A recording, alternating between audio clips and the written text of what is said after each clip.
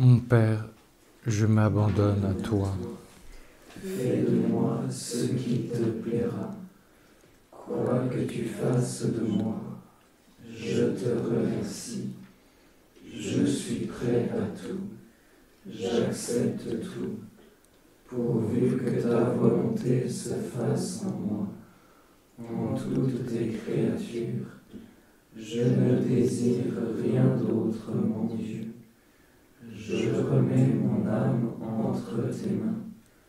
Je te la donne, mon Dieu, avec tout l'amour de mon cœur, parce que je t'aime, et que ce m'est un besoin d'amour, de me donner, de me remettre entre tes mains, sans mesure, avec une infinie confiance, car tu es mon Père.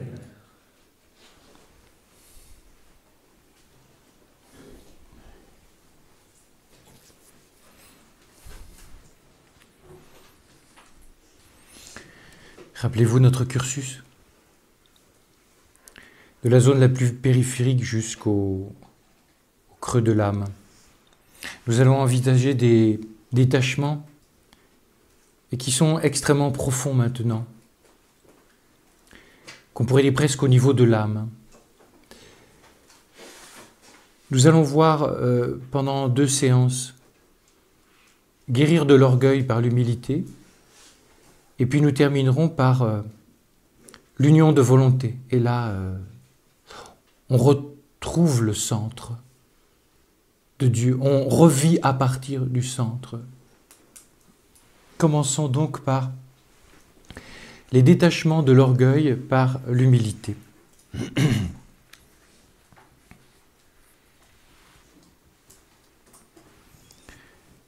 C'est en flattant l'orgueil du premier couple que l'antique serpent, le diable, comme l'appelle l'Apocalypse 22, l'a poussé, ce couple, à pécher. Le jour où vous en mangerez, vos yeux s'ouvriront et vous serez comme des dieux. La flatterie suprême de l'orgueil. L'orgueil est à la fois donc la cause du péché originel et il en est en même temps la conséquence. Ce vice capital, vous savez en latin caput, c'est pas caput, c'est caput au sens de tête, capitis. C'est-à-dire, c'est un péché de tête, un péché charnière si vous préférez.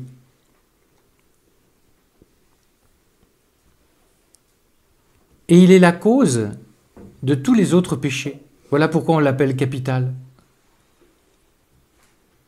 Et ce péché, ce vice capital a des racines si profondes en nous qu'il est très difficile de les voir. C'est curieux comme nous sommes enclins à faire une fixation sur d'autres péchés et à ne pas voir celui-là. Par exemple,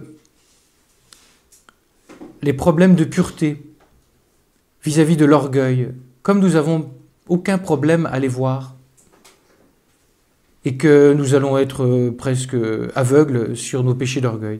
Petite Thérèse a une réflexion là-dessus qui est extrêmement intéressante.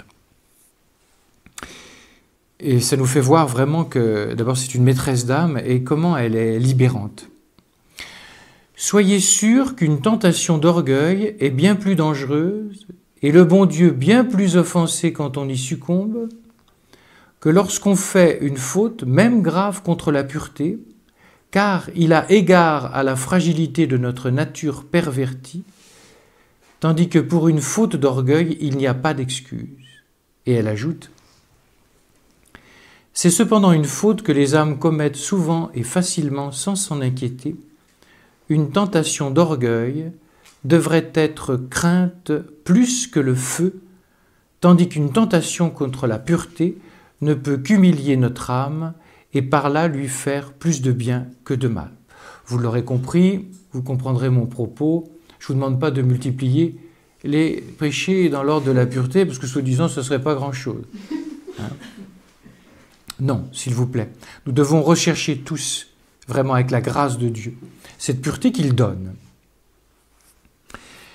Mais l'orgueil est vraiment un péché que souvent nous avons de la peine à voir parce qu'il fait moins de bruit, entre guillemets. Il a des racines tellement profondes. Et pour Dieu, c'est plus grave. Je voudrais faire aussi un bémol ou une précision. Ne confondons pas la frime, si vous me permettez l'expression, et l'orgueil. Je m'explique. Moi, je ne suis pas orgueilleux, je ne suis pas frimeur.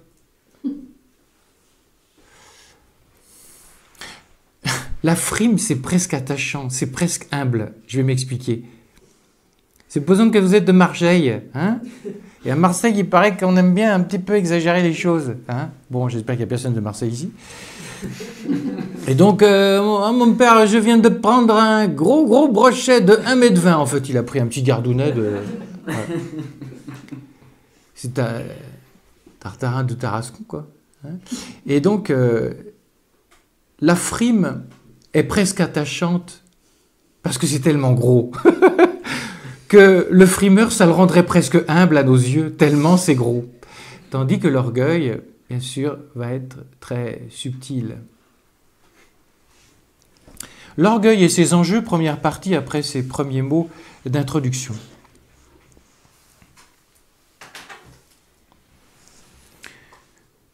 Je pense que vous en conviendrez avec moi, dans une société aujourd'hui comme la nôtre, dans laquelle l'affirmation de soi semble presque érigée en vertu, on se demande si l'orgueil ne deviendrait pas une qualité. Regardez, l'éducation aujourd'hui, avant, c'était grande obéissance au professeur. Aujourd'hui, c'est...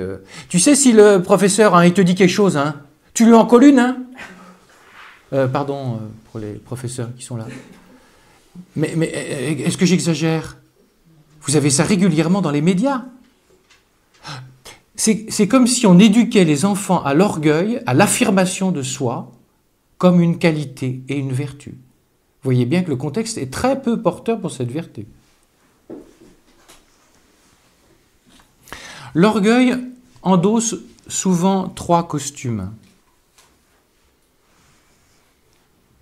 Face à Dieu, face aux autres et face à soi-même, ça ne vous étonne guère, vous vous rappelez Jésus, tu aimeras le prochain, Dieu toi-même. Nous ne nous étonnons pas que l'inversion de l'amour qu'est l'orgueil vise aussi ces 3 directions. Vous aurez peut-être fait le rapprochement suivant que l'enseignement de ce matin, qui portait sur le renouvellement de l'intelligence, à votre avis, ça va soigner l'orgueil vis-à-vis de Dieu, puisque je vais me rendre dépendant dorénavant de l'Esprit. Je dis bien aussitôt, parce c'est tellement inversé les valeurs, dépendant de Dieu pour devenir libre. À nouveau le Saint Curé d'Ars. Lorsque nous péchons par orgueil, nous disons au bon Dieu que nous sommes indépendants de toute chose. Voilà. Et la vie dans l'Esprit est en fait le début de l'humilité, tel qu'on l'a vu ce matin, vis-à-vis de Dieu. Il nous reste à envisager les 2 autres costumes de l'orgueil qu'il emprunte vis-à-vis des autres et vis-à-vis de soi-même.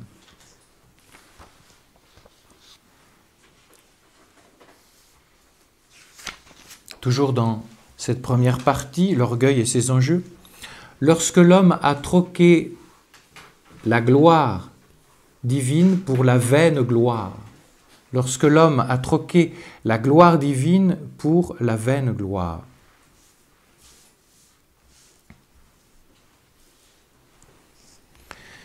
N'ayez pas peur du mot gloire. Nous sommes faits pour la gloire. Le ciel, ce sera la gloire. Jean 17, 22, la grande prière sacerdotale. Que dit Jésus? À la fois en direction de ses apôtres et en même temps en direction de ses futurs apôtres, c'est-à-dire l'ensemble du peuple de Dieu. Je leur ai donné la gloire que tu m'as donnée. Et donc il y a une fausse humilité mal placée à mépriser la gloire. Au ciel, nous irons de gloire en gloire. Et le Dieu que nous contemplerons sera le Dieu de gloire, et nous participerons à sa gloire. Quel est le drame? Vous le voyez bien.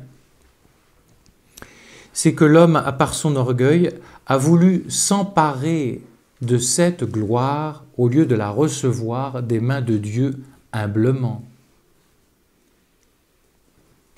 Et Jésus le dit aussi, ils aimèrent la gloire des hommes plus que la gloire de Dieu.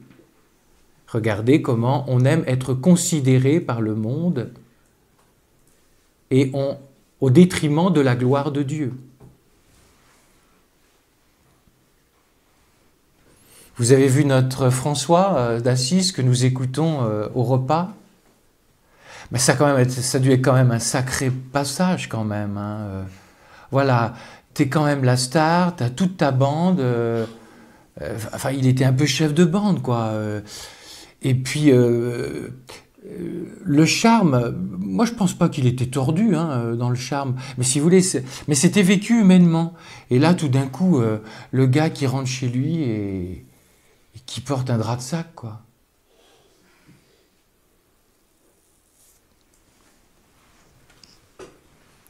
Saint Jean Climac.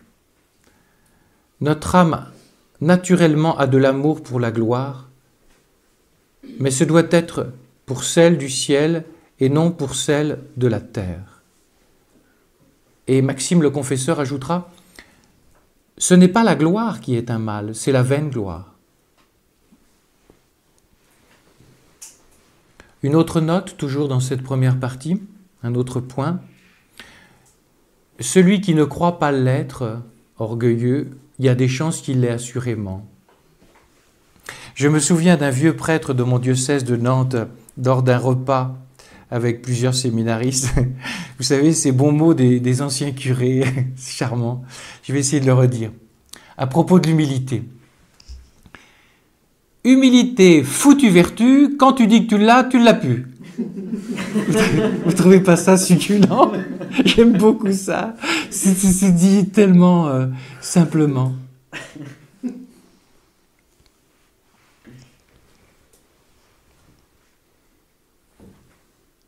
L'orgueil aveugle sur soi. Et il y a de grandes chances que je ne vois pas que j'ai des racines. Comment est-ce qu'on s'en aperçoit? Quand on nous monte sur les pieds et que ça fait quoi comme réaction? Quand on nous humilie et ça fait quoi comme réaction? Ben voilà. Vous vous rappelez l'histoire du pape copte Shenouda III? Vous appliquez ça à l'orgueil. Il disait, s'il n'y avait pas de violence en toi, ça ne la réveillerait pas quand on te monte sur les pieds. Quand on te monte sur les pieds, si tu ne te sens pas humilié, ben c'est que tu es vraiment déjà dans l'humilité. Saint Jean Climac enfonce le clou en affirmant « Croire que l'on n'est pas orgueilleux est une des plus claires manifestations qu'on l'est. » Ça calme. Mais vous voyez, toujours avec cet arrière-fond, attention, confonds pas frimeur et orgueil. Tu peux ne pas étaler ta confiture, comme dit le langage populaire, mais vous voyez bien, l'orgueil, c'est le refus de dépendre. C'est très profond. Et puis il est très subtil dans la vie en société. Regardez, dans nos réunions, dans nos manières d'être. C'est très subtil.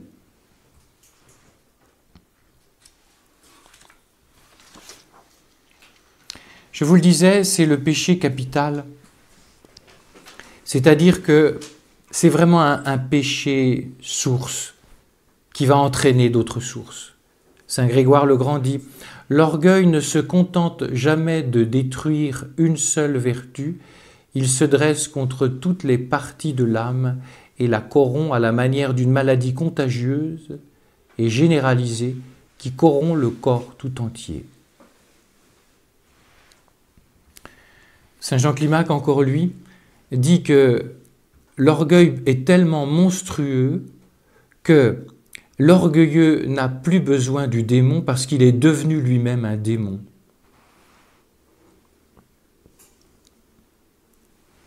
Une autre note, avec une petite, grille de lecture psychologique. L'orgueil est une passion qui flatte beaucoup. L'orgueil est une passion qui flatte un peu, mais qui trouble beaucoup. Quand on nous flatte, notre orgueil, ça fait un petit chatouillement, non? Ça chatouille, ça fait du bien. Ça flatte un peu, mais ça trouble beaucoup. Pourquoi? Parce que l'orgueilleux en veut toujours plus d'adoration du moi, toujours plus de flatterie. Et ce qui fait que l'orgueilleux est toujours un être troublé, parce qu'il en veut toujours plus. Isaac, le Syrien, l'orgueil entretient le trouble continuel et la confusion des pensées.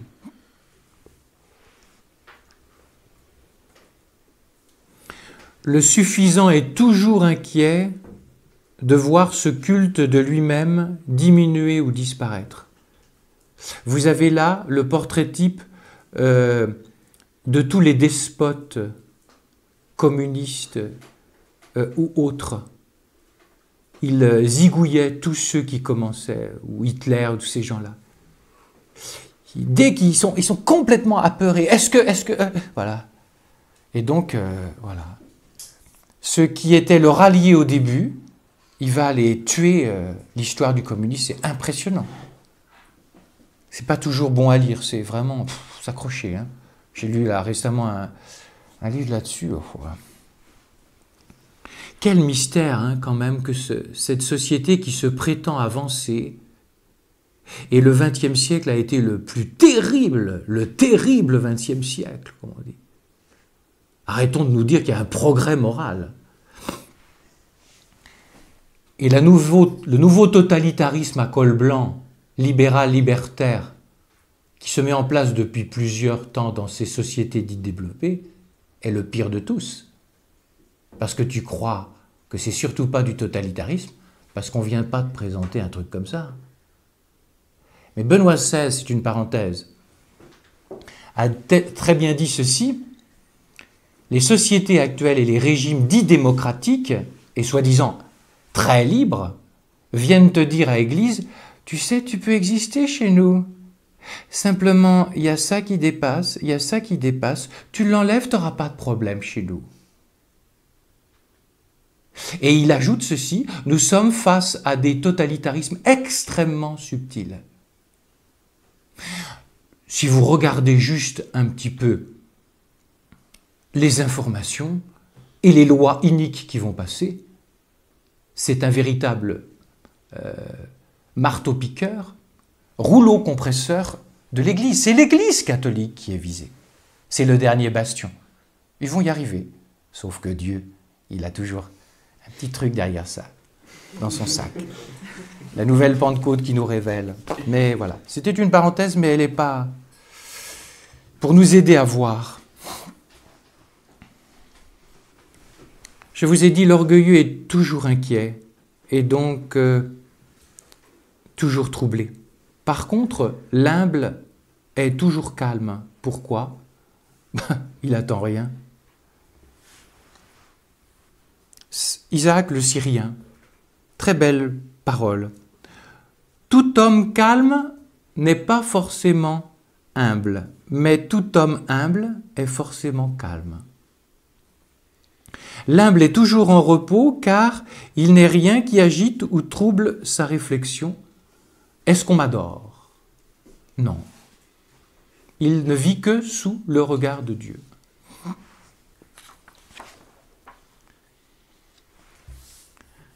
Avançons, une autre note. L'humilité, vous voyez bien ce qui est visé, c'est les détachements en vue de l'attachement, et donc l'orgueil va paralyser la vie dans l'esprit, et l'humilité va attirer irrésistiblement l'esprit.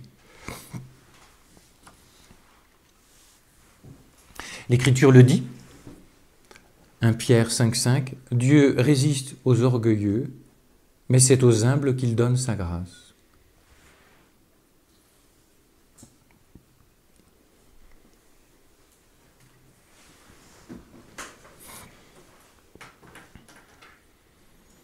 Le Père Marie-Eugène, je pense dans son œuvre majeure, donc Je veux voir Dieu, à un moment il pose une question avec des termes un peu surprenants. Il dit comment attirer le souffle de l'esprit. Ça fait du genre, c'est charmeur de serpent. Comment attirer? En même temps, sa réponse est formidable. Il dit, si le don de soi provoque cette sagesse, l'humilité l'attire irrésistiblement. Et il va même jusqu'à dire que progrès dans l'humilité et développement de la grâce vont de pair, sont si étroitement liés, hein, nos amis qui sont très reliés à Saint Benoît. La fameuse échelle de perfection distingue 12 degrés d'humilité correspondant à 12 degrés de la vie spirituelle.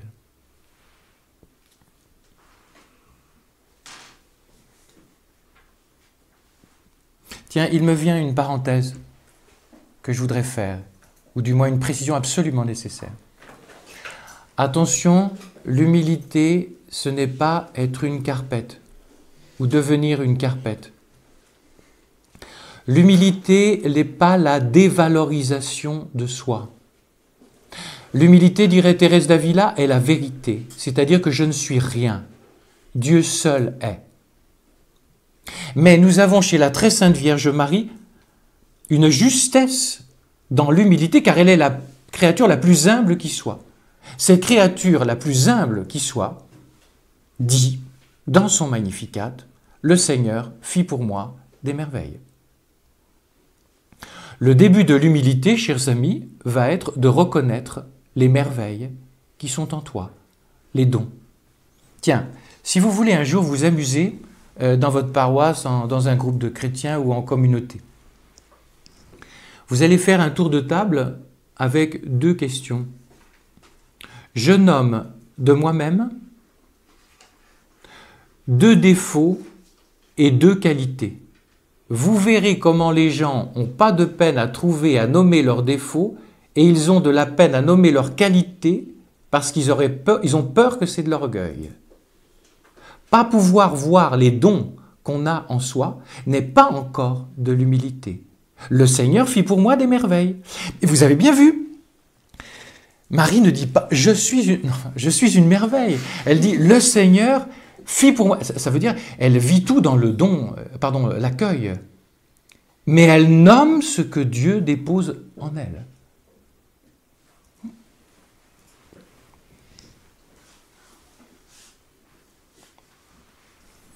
Essayons de parler maintenant du démon et de l'humilité. Parce qu'il y a des choses intéressantes chez les pères de l'Église et une petite sainte, Mariam, Jésus crucifié. Le démon est l'orgueil personnifié.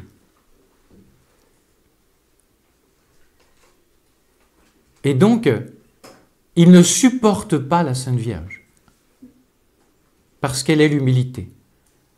Un saint de chez nous, Saint Louis-Marie Grillon de Montfort, a une parole audacieuse, mais pour moi elle est prophétique, elle est vraie. Il dit, le démon, la plus grande souffrance du démon est d'être écrasé par le talon de la Sainte Vierge. Il préférerait être écrasé par Dieu lui-même que par la Sainte Vierge. Vous allez me dire, attends, Non. Parce que la très sainte Vierge est la plus petite des créatures, et se faire écraser par la plus petite des créatures, quand on est le démon de l'orgueil, c'est insupportable. On préférait se faire écraser par le patron. Si vous voulez, je voudrais le patron, s'il vous plaît. J'ai quand même droit au patron. Et donc, si on entre dans l'humilité, on échappe au pouvoir du diable. Voilà pourquoi Marie est la plus grande exorciste qui soit, parce qu'il ne peut jamais l'atteindre. Parce qu'elle est la mère de Dieu, mais parce que la mère de Dieu est la plus humble. Un apophthegme, vous savez, ces petites sentences des pères du désert, dit. Un père du désert, un jour, a une vision. Il voit tout un tas de filets déployés par l'ennemi, le diable, sur la terre pour attraper des hommes. Je vis tous les filets de l'ennemi déployés sur la terre, et je dis en gémissant, Mais qui arrivera donc à passer à travers ces pièges? Et j'entendis une voix répondre, l'humilité. Tu passeras à travers le maillage, si petit soit-il. Je vous annonçais Mariam de Jésus crucifié, cette sainte hors cadre, hors norme. Petite parenthèse, vous n'êtes pas frappé de voir que ce XXe siècle, il y a des saints hors cadre, hors norme. C'est ma version. Trouvez qu'un Padre Pio, c'est pas du hors cadre? Vous connaissez la vie de Mariam crucifiée, c'est du hors cadre. Est-ce que ce ne serait pas le signe que Dieu donne des super saints pour un super temps et qu'il prépare des choses très belles, car il les prépare toujours à travers ses saints? Et Mariam de Jésus crucifié, elle dit, quand une religieuse est humble, obéissante, le diable est son esclave. Viens par ici, mon toutou. Et il faut que l'esclave obéisse, bon gré, mal gré, cette âme est assise en Dieu. Vous ne trouvez pas que c'est d'une puissance? Et chez elle, ça va donner quoi? Si vous lisez sa vie. À un moment, il y a eu un troc entre le diable et Jésus. Cela peut nous paraître étonnant, mais les saints sont la vérité. Après, la rationalité du moment, ça va et ça vient. À un moment, le diable... Vous retrouvez des choses similaires chez Job. C'est pour vous montrer que tout ça, c'est... Vous vous rappelez, il y a eu un troc. Je te parie que j'arriverai à le faire pécher chez Job. Eh bien, vous retrouverez chez Mariam que ça. À un moment, le diable lui dit, parce qu'il ne peut pas supporter cette petite... Et il lui dit, tu me la laisses tant de temps et je suis sûr que j'arriverai à la faire pécher. C'est étonnant, Jésus il dit, ok. Non, il doit dire ça autrement. Il doit dire ça, enfin bon, il dit d'accord. Et donc, il l'attaque. Et c'est terrible, terrible ces attaques. Et c'est Thérèse d'Avila, vous voyez les saints éclairent les saints. Thérèse d'Avila dit, quand une âme est parvenue à un haut niveau de sainteté, quand le diable l'attaque, il repart toujours avec une humiliation qui est terrible pour lui. Donc, supposons, j'ai plus ça sous les yeux, mais il a demandé 3 mois pour la faire pécher. Et au bout de 2 mois, elle a tellement progressé, et qu'à chaque fois qu'il l'attaque, il repart humilié, par quoi? Par l'humilité de la petite. Et à la fin, il dit à Dieu, bon, ça suffit, je romps le contrat. Et Dieu dit, t'iras jusqu'au bout. Vous trouvez pas ça? Bon, je brode un petit peu, mais non, vous trouverez ça dedans. Enfin, je veux dire, c'est pas les mots exacts, mais la réalité est la même. C'est-à-dire, t'as voulu y aller, eh ben tu vas aller jusqu'au bout de l'humiliation, Satan. Par l'humilité de la sainte. Quel vertige, avouez-le.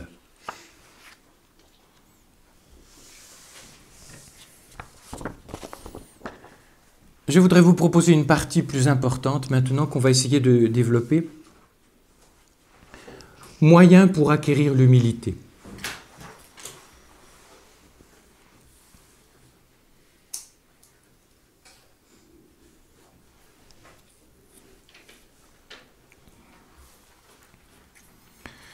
Alors comme un prédicateur doit être un peu pédagogue quand même de temps en temps, hein, donc on va essayer de faire du mnémotechnique, comme on dit en éducation. Et donc quand j'ai travaillé ce papier-là, je me disais, fais-moi trouver 3 mots, Jésus, qui riment bien ensemble et qui soient en même temps pas simplement une rime, mais que ce soit un peu sérieux quand même. Et donc, on obtient l'humilité par la conversion. Il y a une humilité de conversion, une humilité de révélation et une humilité d'humiliation.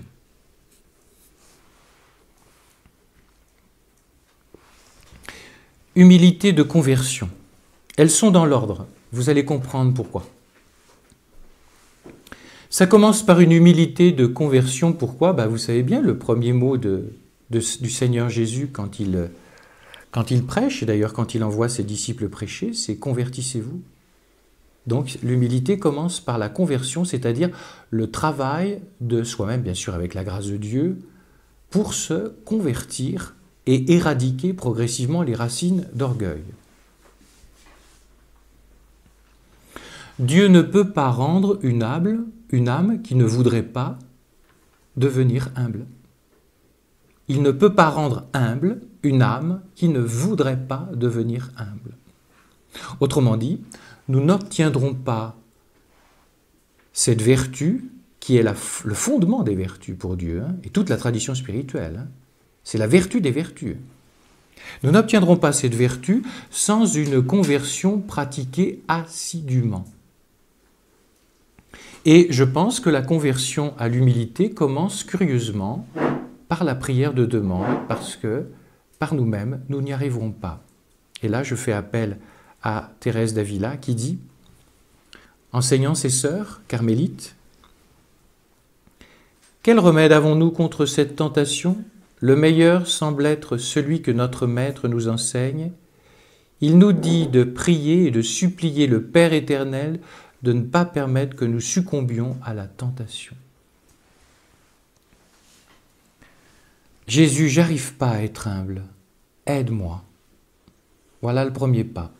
Le deuxième, il va être multiple, à travers l'ascèse quotidienne d'une humilité de multiples manières,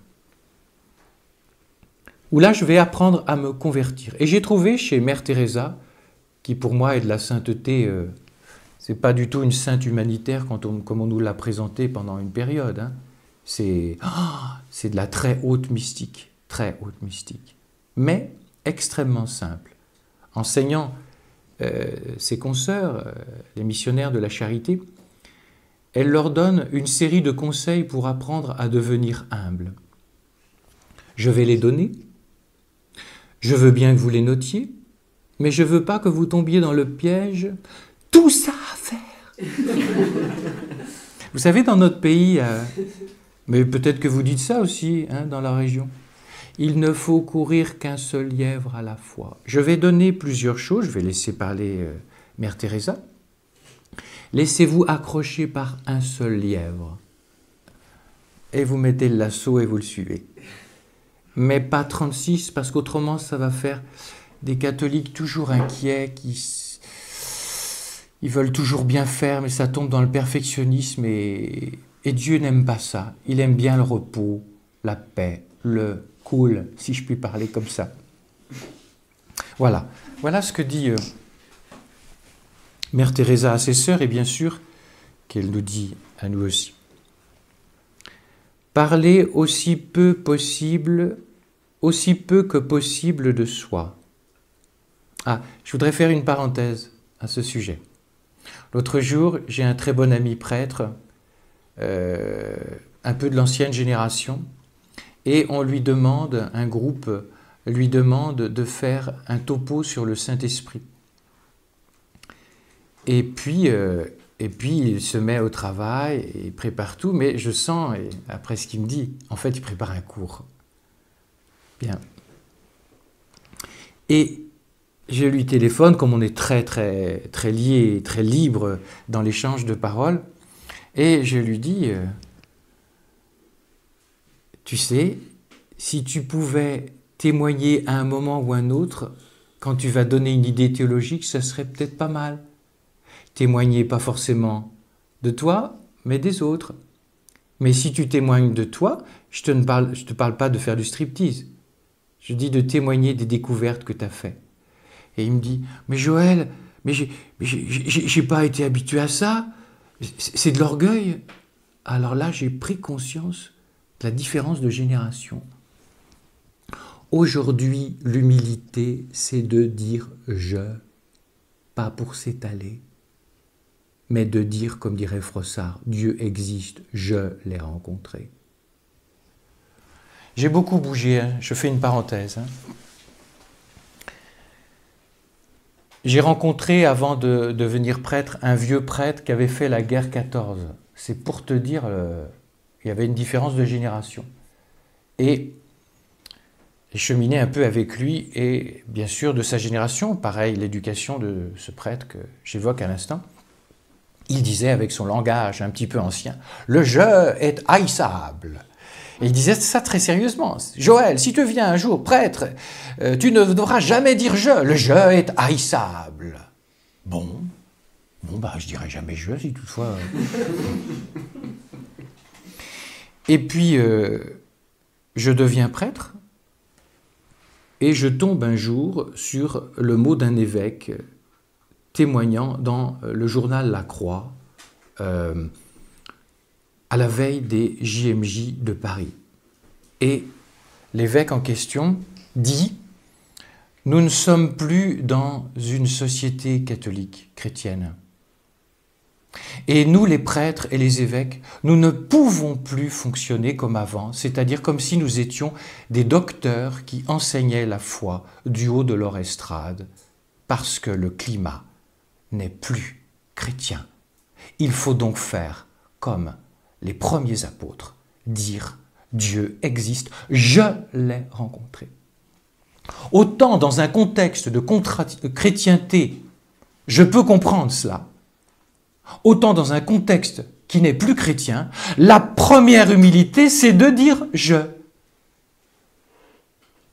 Alors, vous m'entendez bien, il y a bien sûr une manière de dire « je » qui est de l'orgueil et je m'étale. Mais il y a une humilité de dire « je ». Parce que quand tu dis « je », que tu relates ton expérience de l'esprit et que tu relates certains faits, c'est pas très glorieux pour toi.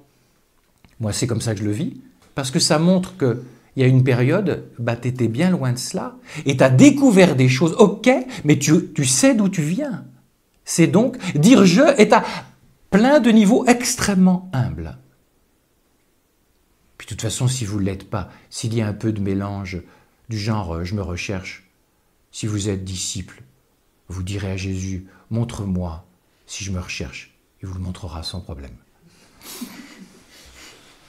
Donc voilà pour cette première, je vais arrêter les commentaires après, mais je crois que ça valait la peine de voir ça, parce que je vois bien, on a différentes générations dans notre retraite, et ça vaut le coup d'entendre ça.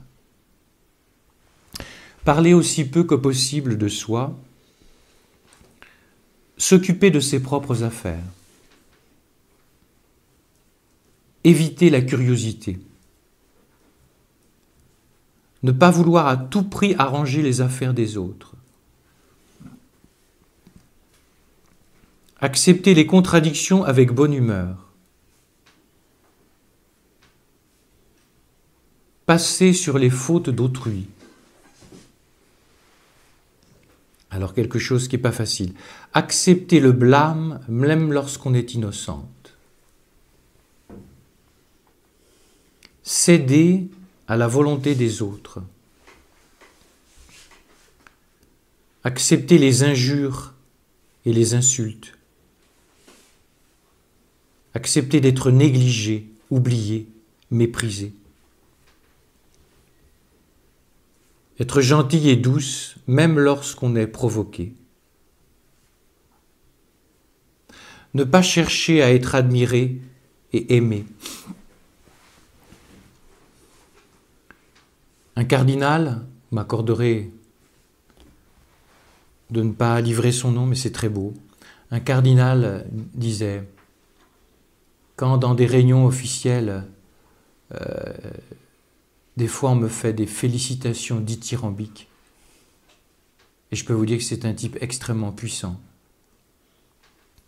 eh bien intérieurement il s'humilie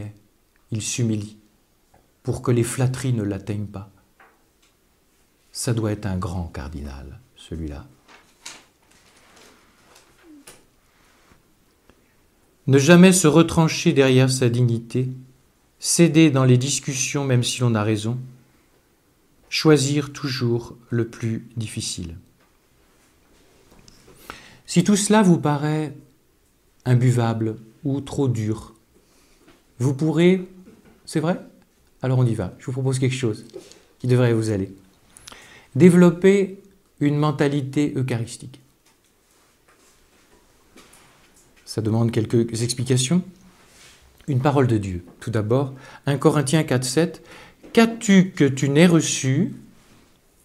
Et si tu l'as reçu, pourquoi te glorifier comme si tu ne l'avais pas reçu? Mentalité eucharistique. Ça veut dire quoi? Vous savez bien, Eucharistie veut dire action de grâce. Si par exemple un jour on vient vous dire « Ah écoutez, vous êtes formidable, vous m'avez rendu tel service... » Enfin, voyez, hein, il ne faut pas mépriser. Intérieurement, vous dites « Jésus, c'est à toi, je te rends. » Vous rendez au propriétaire ce qui lui appartient. Je dis ça souvent dans les retraites sacerdotales, parce que nous sommes amenés à cela, prêtres. Par exemple, on va prêcher un jour, et puis on a des gens qui vont venir vous voir et qui vont vous dire « Ah, mon père ne pouvait pas savoir ce que ça m'a fait du bien, ce que vous me dit à tel moment, etc. » Et je dis aux prêtres « Arrêtez les discours Ah, mais vous savez, j'y suis pour rien. Si tu y es pour quelque chose, qui c'est qu'à causer ?» Et puis n'oublions pas une chose. Il y a des gens, ça va être leur seul cadeau en retour à te donner parce que ce sont des pauvres. Ils n'auront que des merci à te donner. Et si tu refuses le merci, tu méprises le pauvre, sous prétexte de fausse humilité. Quand quelqu'un vient vous dire, parce qu'il n'y a pas qu'aux prêtres, vous aussi vous allez être instrument pour ça, qui vient vous dire quelque chose de ce type, eh bien vous pouvez lui dire « je vous remercie » ou « ah, ça m'encourage ce que vous dites ». Voilà. Et intérieurement, vous rendez au propriétaire. Saint Barsanuph, s'il t'arrive quelque bien, tu dois reconnaître que c'est le don gratuit de Dieu qui te vient de sa bonté.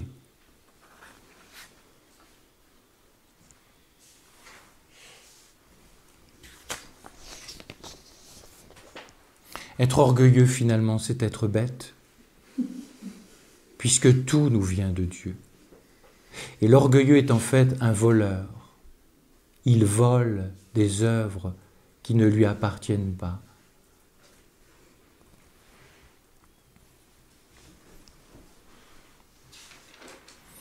Humilité de révélation. Et je vais expliquer en quoi ça s'emboîte avec l'humilité de conversion.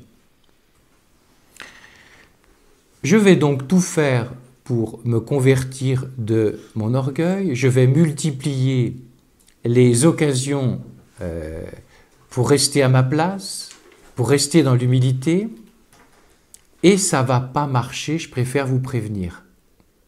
Ou on va faire que des sauts de puce. Ben alors vous allez me dire, mais c'est désespérant mon père ce que vous racontez. Avez-vous en mémoire la petite parabole de Thérèse de Lisieux, tellement connue, du petit enfant au pied de l'escalier qui lève son petit pied pour monter jusqu'à l'étage, parce que papa se trouve à l'étage ou maman se trouve à l'étage. Mais le petit est tellement petit qu'il commence à marcher, qu'il lève son petit pied et sans arrêt, il tombe par terre. Mais il ne se désespère jamais et il lève à nouveau son petit pied. C'est alors que papa, qui est en haut de l'escalier, voit le manège du petit et il dit « tu me fais craquer ». Et donc le papa prend l'enfant sous les bras et l'emmène au premier étage. Ça s'appelle la doctrine de l'ascenseur, si chère à Thérèse. Et j'y viens donc, je vais tout faire pour lever mon petit pied, pour devenir humble, mais comme les racines sont tellement profondes en chacun d'entre nous, nous n'y arriverons quasiment à rien. Mais si je me remets en selle à chaque fois, et comme le petit, je lève mon petit pied et je manifeste à Dieu ma bonne volonté de voir mon humilité. La bonne volonté, c'est ce qui est présent dans le texte de Thérèse. Elle dit « Jésus n'attend que de nous que notre bonne volonté ». Que va faire Jésus? Ben, il va descendre, comme le papa évoquait, et puis il va me dire « Ah Joël, tu voudrais être humble, hein, mais tu n'y arrives pas. » Bah oui, je vois bien, oui. Je vais te prendre et ça va être l'humilité de révélation. Et je vais m'expliquer. Quand Jésus voit une âme qui veut Dieu, que fait-il? Il vient. On est toujours dans notre registre. Mais quand Dieu s'approche d'une âme, il ne peut pas renier ce qu'il est. Qui est-il? Pure lumière, immaculé, sans péché, feu infini. Regardez, Joël ici est un peu noir, hein? C'est clair-obscur, dirait monsieur Rembrandt. Voilà. Et Jésus s'approchant, pure lumière, qu'est-ce que ça fait? Il va me révéler mes noirceurs, mes clairs-obscurs. Et tu n'as pas besoin de t'inventer un plan de conversion de ton orgueil, lui-même s'en charge. Mais je reconnais, cette révélation n'est guère confortable. J'emprunte ceci, tenez-vous, tous les saints vous diront ça, mais une sainte le dit tout particulièrement, c'est Thérèse d'Avila. Quand l'Esprit de Dieu agit en nous, il n'est pas nécessaire de rechercher péniblement des considérations pour nous exciter à l'humilité et à la confusion de nous-mêmes. Le Seigneur met en nous une humilité bien différente de celle que nous pouvons nous procurer par nos faibles pensées. La nôtre, en effet, n'est rien en comparaison de cette humilité vraie et éclairée que notre Seigneur enseigne alors. Qu'est-ce que c'est l'humilité de révélation? Angèle de Foligno. Et Jésus. Jésus dit « Je suis celui ». Non, c'est Catherine de Sienne, pardon. Bon, peu importe. Une humiliation de plus. Bien. Une sainte, disons. Je pense que c'est Catherine de Sienne. Enfin, peu importe. Je suis celui qui suis.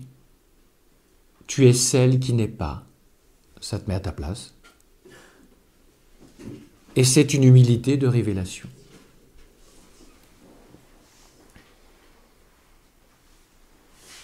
Je pense que c'est Catherine de Sienne parce que Angèle de Foligno dit, par ailleurs, « Connaître le tout de Dieu et le rien de l'homme, voilà la perfection. »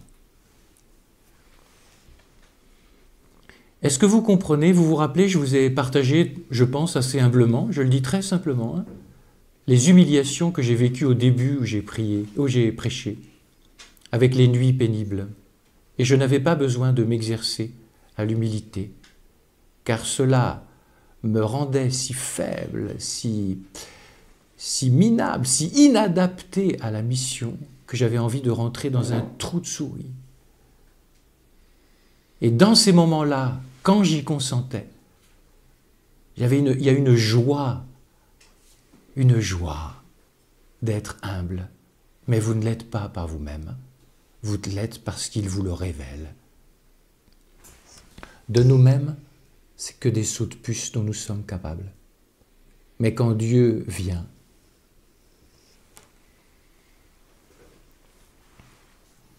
c'est ce que dit Bernadette. Et on va y venir. C'est l'humilité d'humiliation, troisièmement.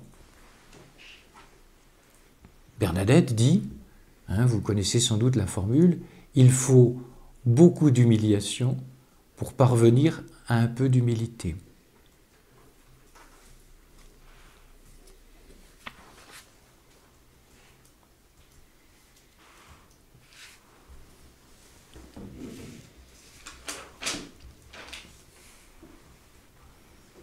Est-ce que ça va?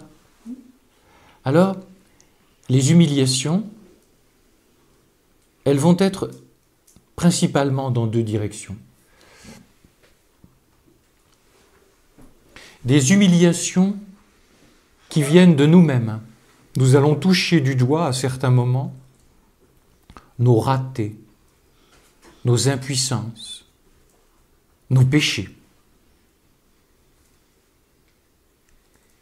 Nous allons toucher aussi, Jésus va nous faire toucher, même à travers les grandes grâces qu'on peut recevoir, ça vient de moi, ça ne vient pas de toi. Les humiliations vont venir aussi causées par les autres. C'est-à-dire que cela viendra même pas forcément de gens méchants. Thérèse d'Avila dit « Les plus grandes souffrances que j'ai reçues, c'est des gens de bien, des gens qui pensent faire du bien. » Quel est l'enjeu à chaque fois? Pas analyser. Voir la main de Dieu. Bénir sans comprendre. Toujours ce. Alors vous allez me dire, mais enfin, mais qu'est-ce que c'est que votre histoire de bénir sans comprendre? Il s'agit de bénir sans comprendre parce que ta petite cervelle, elle est trop petite pour comprendre les choses de Dieu. Tu renonces donc, non pas à comprendre totalement, tu renonces à comprendre avec ta rationalité. Et tu t'ouvres à la sagesse de Dieu, ce qui fait qu'au sortir, quand tu vas bien être rentré dans l'acceptation de l'humiliation, il va te donner une compréhension, mais qui viendra de l'esprit. Je pense que je me fais comprendre.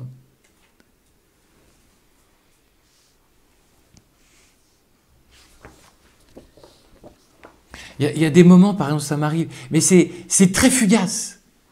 Très fugace. Ça passe un instant et je ne peux même pas après y repenser et mettre des mots. Par exemple, du genre tu pourrais ne pas être Joël. Seul Dieu est. Ça te passe comme ça. Et ça te met à ta place. Alors il faudra sans doute qu'il fasse toute une vie pour vraiment être humble. Peu m'importe. Retenez bien ceci. Cela vaut pour tous les points de la vie spirituelle. Beaucoup veulent être arrivés tout de suite à la capitale. Non, monte dans le train. Seul le bon Dieu est le conducteur et t'emmènera à la capitale. Le seul truc, c'est vouloir. Après, pouvoir n'est pas en ton pouvoir. C'est dans le pouvoir de Dieu. Et voilà pourquoi on peut parler de l'humilité, mais sans aucun complexe. Comment peut-il parler de ça? Comment peut-elle parler de ça? Mais parce que le problème, c'est d'être dans le train. On sait qu'on n'est pas humble, même si on est dans le train. Mais il va nous y conduire. Et ces petits trucs qui passent comme ça, c'est des très grandes grâces. Très grandes grâces. Ça te met à ta place. Et puis, il n'y a pas une retraite, puisque c'est mon travail, après, transposé pour votre propre travail, votre propre mission, de parents, je ne sais pas, ou vous êtes engagé dans une association. Pour ma part, il n'y a pas une retraite où je n'ai pas une humiliation. Il me rappelle à son bon souvenir.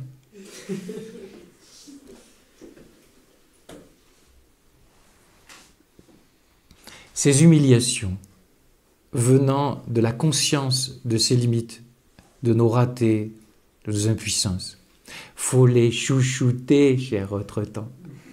Chouchoutez-les.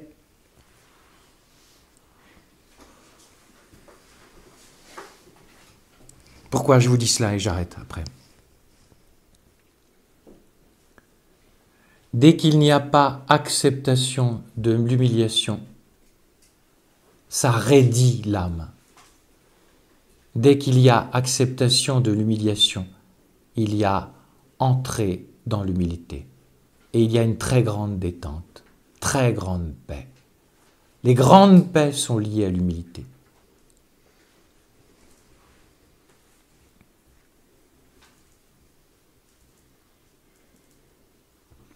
Dès que vous acceptez, alors vous avez mal, attention, hein, précision aussi, vous aurez mal, il ne vous est pas interdit de pleurer.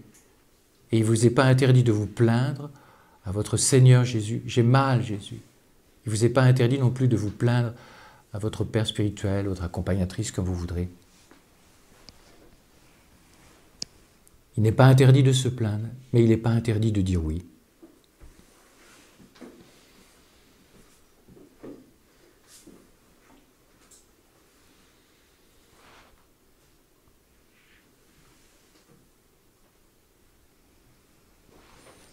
Les humiliations, autre point toujours, pourquoi faut les chouchouter? Parce que c'est le plus puissant moyen pour guérir Attention, ça ne guette pas forcément toutes les âmes, hein, mais tout de même. Je pense que de toute façon, il y a toujours un fond de cela. C'est le moyen le plus puissant et servi sur un plateau, les amis. Hein. Tu n'as pas à t'inventer un menu. Hein. La vie s'en sert. Eh bien, c'est un moyen extrêmement puissant pour guérir le perfectionnisme, qui ne rend pas heureux, qui rend souvent très tendu, et qui, quelque part, excusez-moi, vous voyez que ça boucle, le perfectionnisme a à voir avec de l'orgueil. On veut se faire saint soi-même et on ne supporte pas de nous voir par terre. C'est la faute à Voltaire, disait quelqu'un. Pour assouplir le perfectionnisme, quand on voit ça dans des âmes, dans des retraites, pour le prêtre, c'est des sujets de joie extraordinaires parce que vous savez que la personne va entrer dans quelque chose d'une vie chrétienne beaucoup plus relaxe, mais dans le sens noble du terme, vous voyez ce que je veux dire, qui n'est pas du tout du laxisme. L'âme va accepter de présenter à Jésus des belles actions et va être heureuse de faire plaisir à Jésus. Et elle va être heureuse de lui présenter la vaisselle cassée, quand c'est le cas, avec la même joie. Et ça fait des catholiques qui ne sont pas amers, des catholiques qui consentent à être enfants de Dieu tendrement.